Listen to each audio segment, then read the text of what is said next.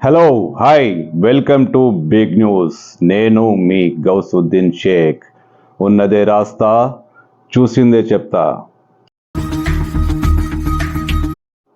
అసలే పోలీస్, ఆయన ఏదనుకుంటే అది జరిగిపోవాల్సిందే. బయటి వారు ఎలాగూ లొంగిపోతారు, ఇంట్లో పెళ్ళాం కూడా లొంగిపోవాల్సిందే, చెప్పింది వినాల్సిందే. ఎప్పుడు ఎంత కట్నం కావాలన్నా తెచ్చి ఇవ్వాల్సిందే, లేకుంటే బయటికి గెంటేస్తాడు. పోలీస్ ఆయనకు ఎదురు చెప్పే వాళ్ళెవరు? డిపార్ట్మెంట్లో ఉన్న నన్నెవరు ప్రశ్నిస్తారంటూ ఆయన, ఆ పోలీస్ ఆర్ఎస్ఐ, ఆయన ఒక బెటాలియన్లో ఆర్ఎస్ఐ సొంత భార్యనే బయటికి గెంటేశారు. ఈ సంఘటన పహాడీ షరీఫ్ పోలీస్ స్టేషన్ పరిధిలో జరిగింది. అసలు ఏం జరిగిందంటే, ఆ అమ్మాయి పేరు ఇంద్రజ. జల్పల్లి శ్రీరామ్ కాలనీ నివాసి. కొండాపూర్ బెటాలియన్ ఆర్ఎస్ఐ ఎం రాజ్ కుమార్తో ఆమెకు వివాహం జరిగింది. ఇంద్రజ చెప్తున్న మాటల ప్రకారం పెళ్ళైన 2వ రోజు నుంచే భర్త వేధింపులు మొదలయ్యాయి. అధిక కట్నం కావాలంటూ ఆమె అత్తమామలు భర్త అనేకసార్లు వేధించారు, శారీరకంగా మానసికంగా హింసించారు. 2 సార్లు పెద్దల పంచాయతీ పెట్టినా ఫలితం లేకపోయింది. చివరకు ఇంద్రజ మహిళా పోలీసులను ఆశ్రయించింది. ఇంద్రజ ఫిర్యాదును స్వీకరించిన మహిళా పోలీసులు ఎఫ్ఐఆర్ నమోదు చేసి పహాడీ షరీఫ్ పిఎస్కు పంపించారు. అసలు ఏం జరిగింది? ఆ ఆర్ఎస్ఐ భార్యను అంతగా వేధించాడా? ఆ అమ్మాయి పోలీస్ స్టేషన్ల చుట్టూ తిరగాల్సిన పరిస్థితి ఎందుకు వచ్చింది? అసలు ఆ భర్త, ఆ ఆర్ఎస్ఐ రాజ్ కుమార్ ఎలా వ్యవహరించాడు? ఎంత వికృతంగా ప్రవర్తించాడు?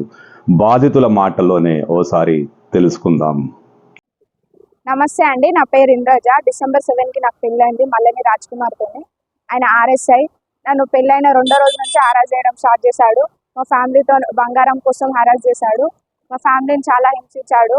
బంగారం కావాలి, ఇంకా కావాలి అని అందరిని అవమానించాడు. ఐడి పాస్వర్డ్ పెళ్లికి ముందే తీసుకున్నాడు. వాటితో ఏవేవో ఎలిగేషన్స్ పెట్టి నా మీద బ్లేమ్ చేస్తున్నాడు. ఏవేవో చాటింగ్స్ చూపిస్తూ హోటల్ రూమ్ లో రూమ్ బుక్ చేసినట్టు, బెట్టింగ్ యాప్స్ ఓపెన్ చేసినట్టు ఏవేవో అలిగేషన్స్ పెడుతున్నాడు. నా ఫ్రెండ్స్తో చాట్ చేశాడు. ఏవేవో చాట్ చేసి నా మీద అలిగేషన్స్ పెడుతున్నాడు. నా ఫోన్ ఫిబ్రవరి 12కి తీసుకున్నాడు. ఇంట్లో నుంచి అందరూ అబార్షన్ చేయించుకోమని. నేను ఇప్పుడు ప్రెగ్నెన్సీ.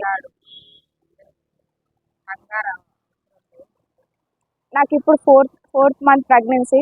ఈ పోలీస్ స్టేషన్ చుట్టూ తిరుగుతున్నాను.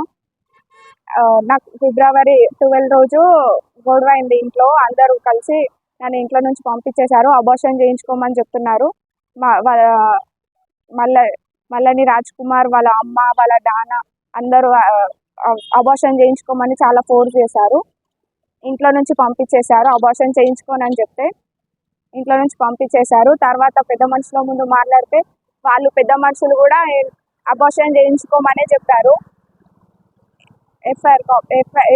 ఇవాళే ఉమెన్ పోలీస్ స్టేషన్లో ఎఫ్ఐఆర్ బుక్ అయింది. తొందరగా నాకు న్యాయం జరగాలని కోరుకుంటున్నాను. ఎఫ్ఐఆర్ కాపీ ఇది. నా ఫోన్ ఈఎంఐ ఇది.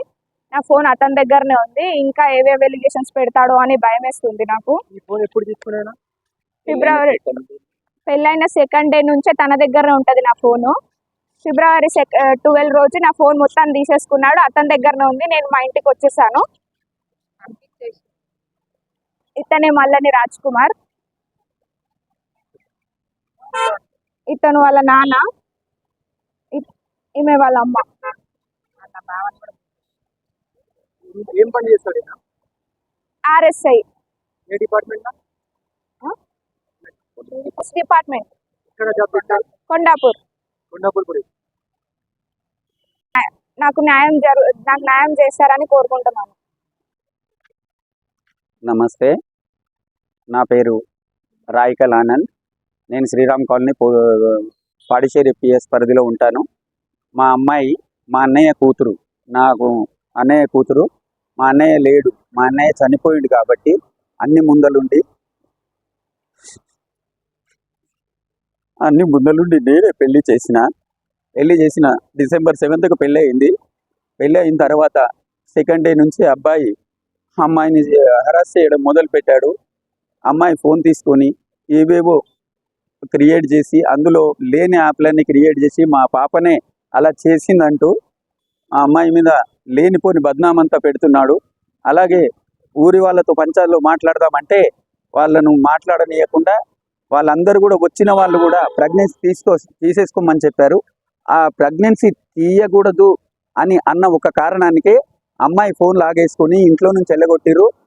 అత్త, మామ, బావ, భర్త వీళ్ళంతా కలిసి కూడా అదే పని చేసిర్రు. ఊరి వాళ్ళు కూడా ఏ సహాయం చేసుడు వదిలేసి అతనికే సాయం చేస్తున్నారు పోలీస్ డిపార్ట్మెంట్లో ఉన్నాడని.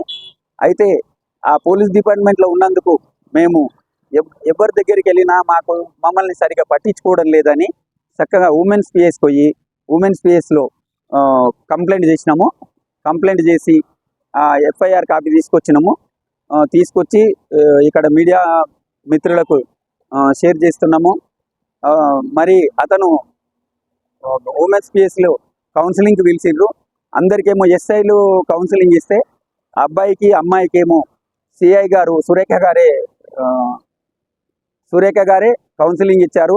కౌన్సిలింగ్లో ఏం మాట్లాడాలంటే ఏం చేసుకుంటారో చేసుకోండి మేడం, నేను అయితే ఇవ్వను. అక్కడ మేడం కూడా ఫోన్ అడిగింది. ఫోన్ అంటే అమ్మాయికి అంటే ఇయ్యను, మీరు ఏం చేసుకుంటారో చేసుకోండి, నేను డిపార్ట్మెంట్లో ఉన్నా అనే మాటలతో మాట్లాడుతున్నాడు. మేము ఏం చేయాలో దయచేసి నా కూతురికి న్యాయం చేయమని వేడుకుంటూ मेरा भतीजी है, मेरा भैया